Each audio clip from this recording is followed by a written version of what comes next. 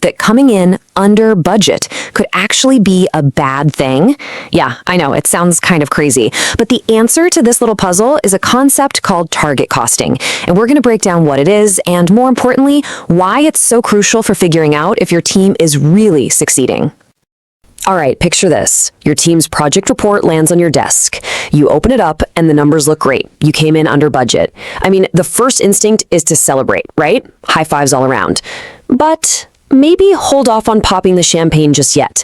What if that celebration is, a little premature? And that right there leads us into what I like to call the budgeting puzzle. We've got to figure out what these numbers are actually telling us about our performance. So let's look at a classic example. The plan, right, was to spend $10,000, and you actually only spent $9,500. That's a clean $500 in savings. On the surface, I mean, this looks like a total win. But is it really? And this right here gets to the absolute heart of the matter. It's not just about spending less money. The real question is, was the cost you paid justified for the amount of work you actually got done? Because here's the kicker. What if your team was supposed to complete, 100 tasks, but they only managed to finish 90? All of a sudden, spending $9,500 doesn't seem quite so efficient, does it? Think about it. You did 10% less work, but you only spent 5% less money. This whole idea of activity level completely flips the script. And to really get this, we've got to break down what costs are made of. Okay, so to solve this puzzle, you need to know about two fundamental types of costs, fixed and variable. First up, we've got fixed costs. Now, these are the easy ones. Just think of them as those stubborn, predictable costs that stay the same no matter how much or how little work you actually do. They're just blocked in.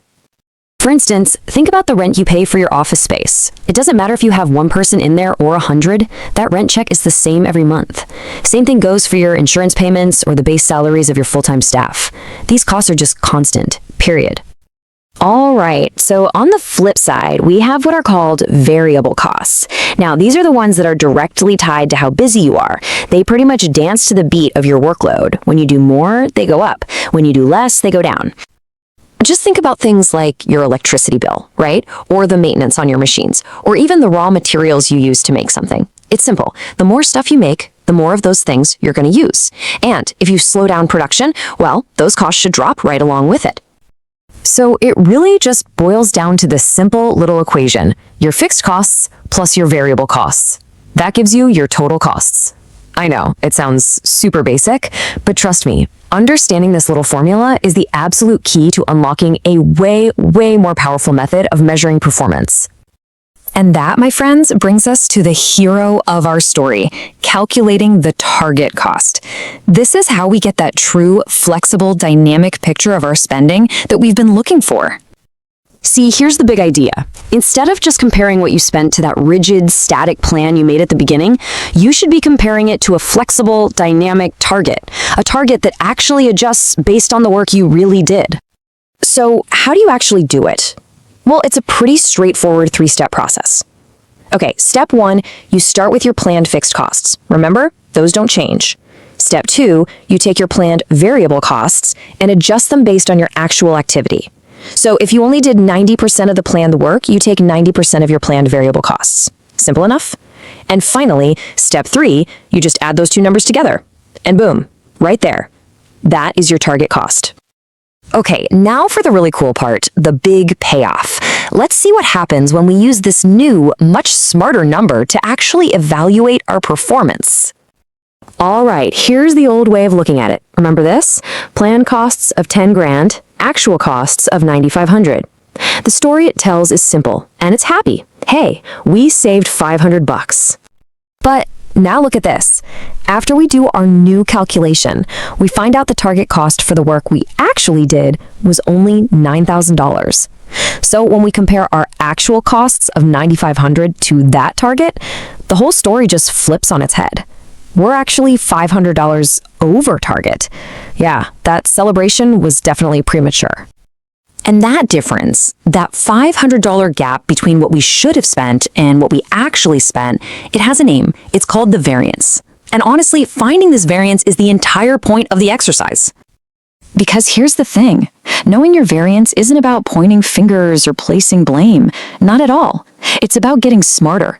It's about driving real, meaningful improvements in how you do things. And this is a really important mindset shift. Don't think of variance as a final grade, like an F on a report card. Think of it as a guide. It's like a roadmap that's pointing you exactly where you need to start digging to find ways to improve. That variance number? It's a signal. It's a flashing light telling you to start asking much smarter questions. Like, hey, were we inefficient with our materials on this project, or did the price of something we needed suddenly go way up? This kind of analysis takes you way beyond a simple good job or bad job and turns you into a detective, pinpointing exactly where your process can get better, which, by the way, saves you real money on the next go-around. So, I'm going to leave you with this thought.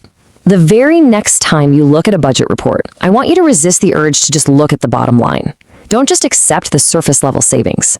Instead, ask yourself, what's the hidden story these numbers are trying to tell me?